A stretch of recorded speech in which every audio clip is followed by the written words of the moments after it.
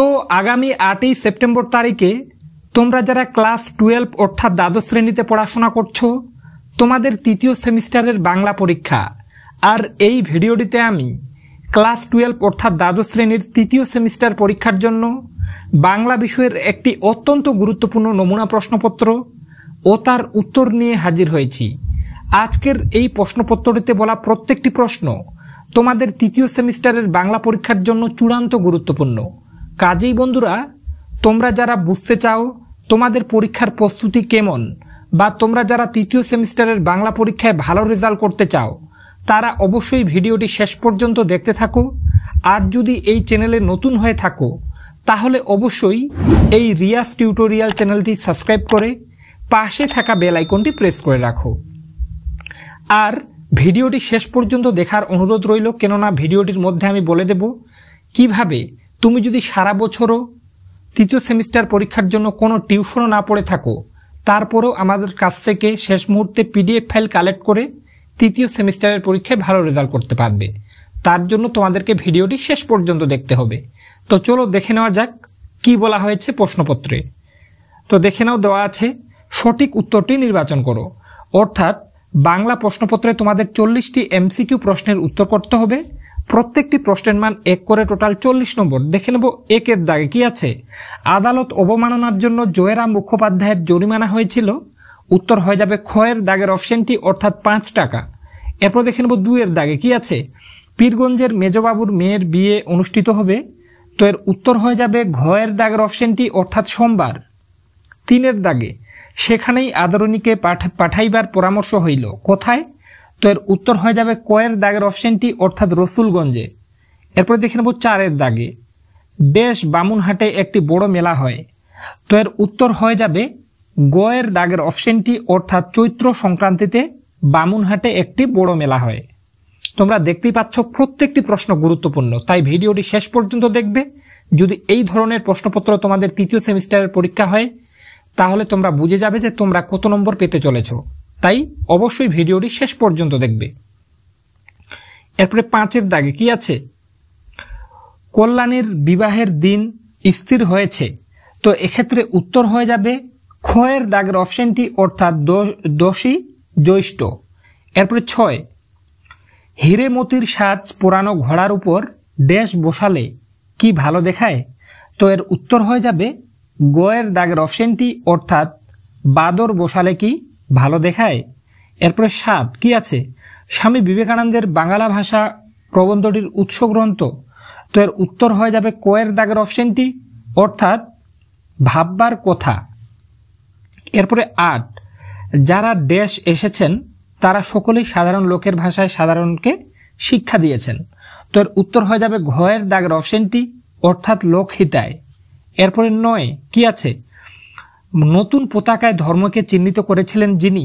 উত্তর হয়ে যাবে লেনিন, অর্থাৎ খ-এর দাগের অপশনটি উত্তর। 10, আগুনের ধর্ম আজও। উত্তর হয়ে যাবে খ-এর দাগের অপশনটি, অর্থাৎ ভস্মের চরিত্র। এরপরে দেখে নেব 11 কি আছে। কবি শ্রীজাত সম্পূর্ণ নাম কি। কবি শ্রীজাতের সম্পূর্ণ নাম কি। উত্তর হয়ে যাবে শ্রীজাত বন্দ্যোপাধ্যায়, অর্থাৎ ঘ-এর দাগের অপশনটি উত্তর। এরপরে 12 কি আছে। রক্তে আমি রাজপুত্র, তাকে কোথায় যেতে হবে। উত্তর হয়ে যাবে দিগ্বিজয়। এরপরে 13-এর দাগের প্রশ্নটি দেখার আগে তোমাদেরকে জানিয়ে রাখতে চাই, তোমরা যারা সারা বছর কোনো কারণে টিউশন পড়তে পারোনি, হোক সেটা বাংলা, ইতিহাস, রাষ্ট্রবিজ্ঞান, দর্শন, এডুকেশন, প্রত্যেকটি সাবজেক্টেরই হাতে গোনা মাত্র কিছু সংখ্যক প্রশ্ন পড়ে তোমরা কিন্তু এই কয়েকদিন যে বাকি আছে এই সময়েতেও কিন্তু ভালো রেজাল্ট করতে পারবে। তাই বন্ধুরা, তোমরা যারা মনে করছো যে দাদা আমি সারা বছর কোনো কারণে টিউশন পড়তে পারিনি আর শেষ মুহূর্তে হাতে গোনা কিছু সংখ্যক প্রশ্ন পড়ে ভালো রেজাল্ট করতে চাই, তাদেরকে বলবো আমি, তোমরা আমার কাছ থেকে প্রত্যেকটি সাবজেক্টের উত্তর সহ পিডিএফ ফাইলগুলো কিন্তু কালেক্ট করতে পারো। সেই পিডিএফ ফাইলে আমি হাতে গোনা মাত্র কিছু সংখ্যক প্রশ্ন দিয়েছি, যেগুলা তোমরা কিন্তু পরীক্ষার যে আর মাত্র কয়েকটা দিন বাকি আছে এই সময়ে পড়েও কিন্তু ভালো রেজাল্ট করতে পারবে। তাই বন্ধুরা, তোমরা যারা মনে করছো বাংলা, এডুকেশন, রাষ্ট্রবিজ্ঞান, ইতিহাস, দর্শন, ভূগোল সহ আরও বাকি সাবজেক্টের উত্তর সহ পিডিএফ ফাইলগুলি তোমার প্রয়োজন, তারা স্ক্রিনে একটা হোয়াটসঅ্যাপ নম্বর দেখতে পাচ্ছ, ওই নম্বরে হোয়াটসঅ্যাপে হাই মেসেজ করো। মাত্র 85 টাকা করে যদি প্রত্যেকটি সাবজেক্টের জন্য তুমি পেমেন্ট করো পেটিএম, ফোনপে বা গুগল পের মাধ্যমে, তাহলে খুব সহজে তোমরা আমার কাছ থেকে কিন্তু পিডিএফ ফাইলগুলি কালেক্ট করে নিতে পারবে। তাই বলা হচ্ছে, যারা মনে করছো তোমাদের প্রস্তুতি তেমন একটা ভালো না, তোমাদের পিডিএফ ফাইলগুলো প্রয়োজন, তারা স্ক্রিনে যে একটা হোয়াটসঅ্যাপ নম্বর দেখতে পাচ্ছ ওই নম্বরে হোয়াটসঅ্যাপে হাই মেসেজ করো। মাত্র 85 টাকার বিনিময়ে তোমরা আমার কাছ থেকে কিন্তু পিডিএফ ফাইলগুলো সংগ্রহ করে নিতে পারবে। তো চলো দেখে নেবো এরপরে 13 এর দাগে কি আছে। কবি শ্রীজাত ধর্মের নামে দখলদারিকে কি বলেছেন? তো এর উত্তর হয়ে যাবে ঘয়ের দাগের অপশনটি, অর্থাৎ প্রতিষ্ঠান বা আনুগত্য। এরপরে দেখে নেব 14 কি আছে। দিগ্বিজয়ের রূপকথা কার লেখা? উত্তর হয়ে যাবে গোয়ের দাগের অপশনটি, অর্থাৎ নবীনতা দেবসেন। এরপর দেখে নেব 15 এর দাগে কি আছে। পোটরাজ কে?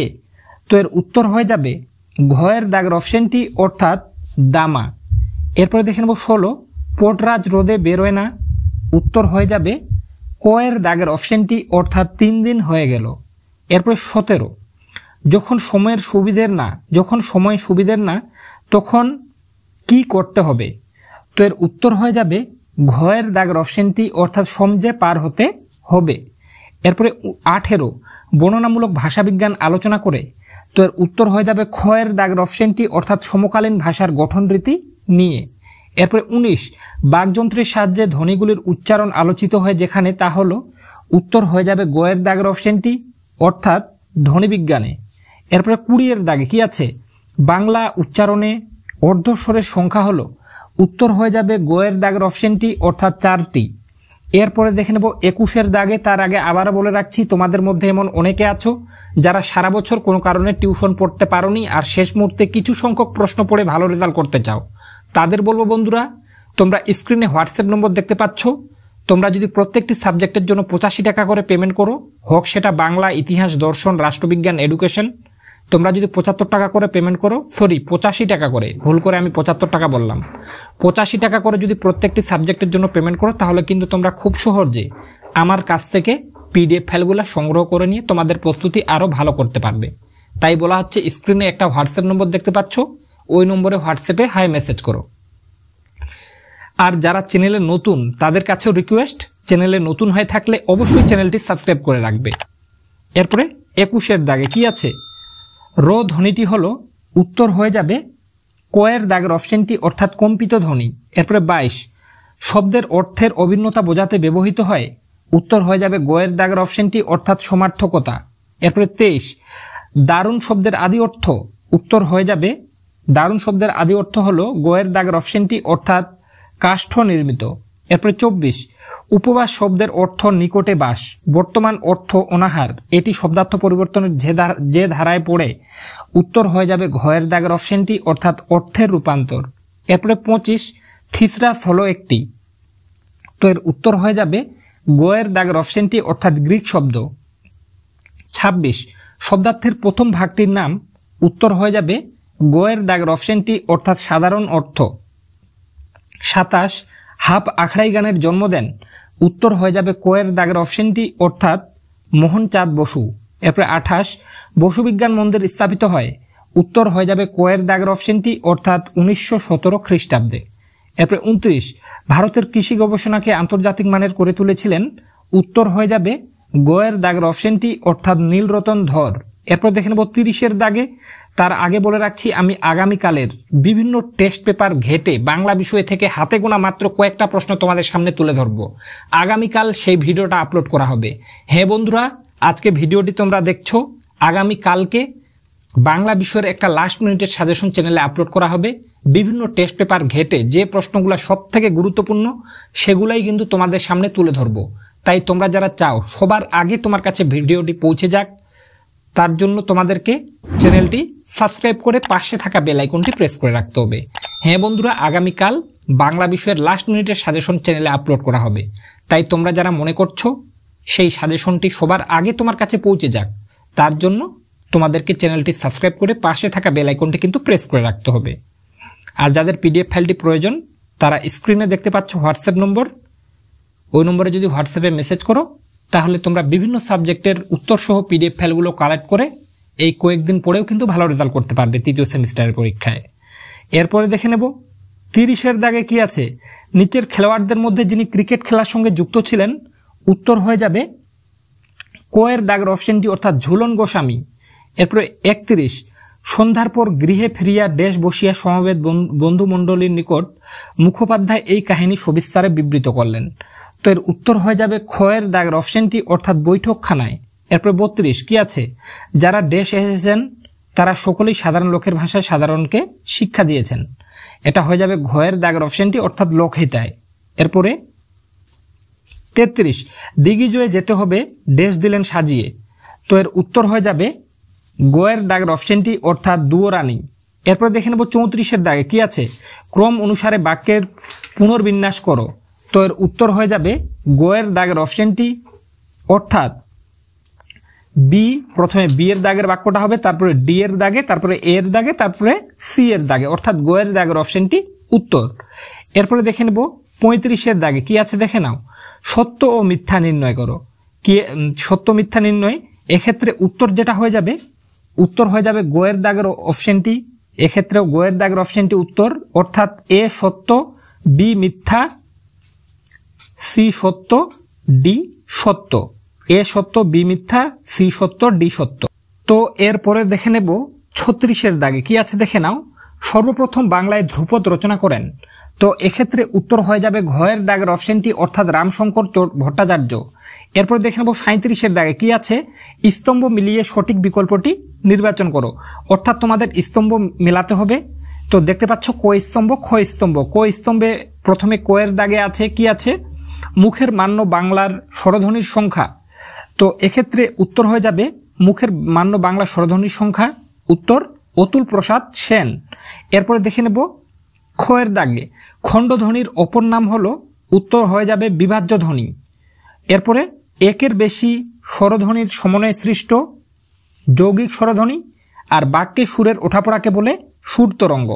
তোমরা বুঝে নেবে, অর্থাৎ কোয়ের দাগেরটার সাথে মিলবে 4-এর দাগে অতুল প্রসাদ সেন, খয়ের দাগেরটার সাথে মিলবে একের দাগে যেটা আছে অর্থাৎ বিভাজ্য ধ্বনি, আর একের বেশি স্বরধ্বনির সমন্বয়ে সৃষ্ট যৌগিক স্বরধ্বনি, আর বাক্যে সুরের ওঠাপড়াকে বলে সুর তরঙ্গ। আশা রাখছি তোমরা বুঝতে পেরেছ। এরপর দেখে নেব 38-এর দাগে কি আছে, 38-এর দাগে দেখে নাও, এক্ষেত্রেও তোমাদের স্তম্ভ মেলাতে হবে। তো এখানে ক স্তম্ভের কোয়ের দাগে আছে আমি অকৃতি অধম, গানটির রচয়িতা হলো রজনীকান্ত সেন। এরপরে খয়ের দাগে আছে বলো বলো বলো সবে, এই গানটির রচয়িতা, বলো বলো বলো সবে এই গানটির রচয়িতা অতুল প্রসাদ সেন, অর্থাৎ 4-এর দাগের অপশনটার সাথে মিলবে। এরপরে গো, বান এসেছে মোরা গাঙে, গানটির রচয়িতা হয়ে যাবে, বান এসেছে মোরা গাঙে গানটির রচয়িতা ও মানে মুকুন্দ দাস, আর ও দয়াল বিচার করো গানটির রচয়িতা অখিল বন্ধু ঘোষ। আশা রাখছি তোমরা বুঝতে পেরেছ। এরপরে দেখে নেব 39-এর দাগে কি আছে, নিম্নে প্রদত্ত প্রশ্নটিতে দুটি অংশ রয়েছে। প্রথম অংশটি বিবৃতি এ এবং দ্বিতীয় অংশটি কারণ আর নির্দেশনা অনুযায়ী সঠিক উত্তরটি সন্ধান করো। তো এক্ষেত্রে যেটা উত্তর হয়ে যাবে গোয়ের দাগের অপশনটি উত্তর, অর্থাৎ এ ও আর উভয়ে ঠিক এবং আর এ এর সঠিক কারণ। এরপরে দেখে নেব 40-এর দাগে, অর্থাৎ আজকের এই প্রশ্নপত্রের সর্বশেষ প্রশ্ন। জয়রাম বক্তার দিকে দৃষ্টমাত্র না করিয়া বলিলেন, না, গরুর গাড়িতে চড়ে আমি যাব না, যদি হাতি চড়ে যেতে পারি তবেই যাব, নইলে এ বিবাহে আমার যাওয়াই হবে না। উক্তিটির মধ্যে দিয়ে বক্তার, এটা ভুল করে ভক্তার হয়ে গেছে, বুঝে নেবে। এই উক্তিটির মধ্য দিয়ে বক্তার যে মানসিকতা প্রকাশ পায়, উত্তর হয়ে যাবে কোয়ের দাগের অপশনটি অর্থাৎ আভিজাত্যের গৌরব। তো বন্ধুরা, আশা রাখছি আজকের এই ভিডিওটির মাধ্যমে তোমরা একটু হলেও উপকৃত হয়েছ। ভিডিওটির মাধ্যমে তোমরা যদি উপকৃত হয়ে থাকো তাহলে অবশ্যই এই রিয়াজ টিউটোরিয়াল চ্যানেলটি সাবস্ক্রাইব করে পাশে থাকা বেল আইকনটি প্রেস করে রাখো। আর তোমরা যারা মনে করছো তোমাদের বিভিন্ন সাবজেক্ট যেমন ইতিহাস, রাষ্ট্রবিজ্ঞান, দর্শন, এডুকেশন সহ আরও বাকি সাবজেক্টেরও অতি গুরুত্বপূর্ণ উত্তর সহ পিডিএফ ফাইলগুলো তোমাদের প্রয়োজন, তোমাদেরকে বলছি তোমরা স্ক্রিনে হোয়াটসঅ্যাপ নম্বর দেখতে পাচ্ছ, ওই নম্বরে হোয়াটসঅ্যাপে মেসেজ করো। মাত্র 85 টাকার বিনিময়ে তোমরা আমার কাছ থেকে কিন্তু পিডিএফ ফাইলগুলো সংগ্রহ করে নিতে পারবে। আর যারা মনে করছো যে হাতে গোনা মাত্র কিছু সংখ্যক প্রশ্ন পড়ে ভালো রেজাল্ট করবে, আমি কালকে বাংলা বিষয়ের একটা লাস্ট মিনিটের সাজেশন চ্যানেলে আপলোড করব। সেই ভিডিওটা যাতে সবার আগে তোমার কাছে পৌঁছে যায় তার জন্য চ্যানেলটি সাবস্ক্রাইব করে পাশে থাকা বেল আইকনটি অবশ্যই প্রেস করে রাখো। তো আজকে পর্যন্তই, দেখা হবে নেক্সট কোনো ভিডিওতে।